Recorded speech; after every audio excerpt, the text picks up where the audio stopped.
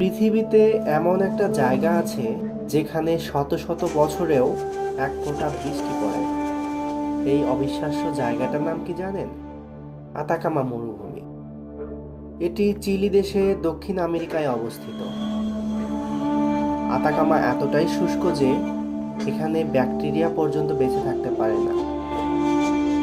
এই কারণেই নাসা এই জায়গাটাকে ব্যবহার করে মঙ্গল গ্রহের পরিবেশ পরীক্ষা করার জন্য।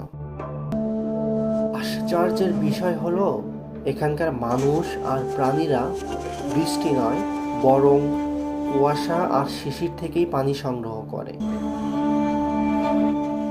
রাতে আতাকামার আকাশ এতটাই পরিষ্কার থাকে যে আকাশের দিকে তাকালে মনে হয় যেন সরাসরি মহাকাশের দিকে তাকিয়ে আছেন।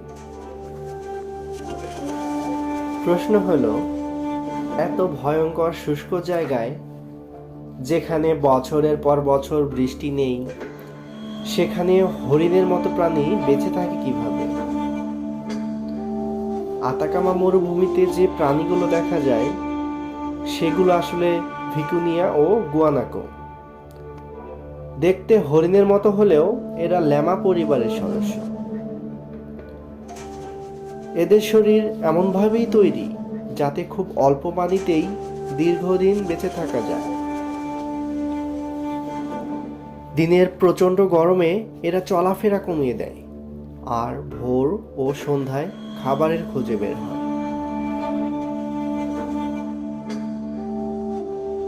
এদের কিডনি এতটাই শক্তিশালী যে শরীরের এক ফোঁটা পানিও নষ্ট হতে দেয় না।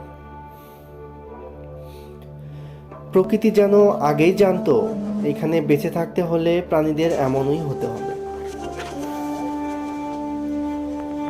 তাই আতাকামা মরুভূমিতে হরিণের মতো প্রাণী টিকে থাকা আসলে প্রকৃতির এক বিস্ময়।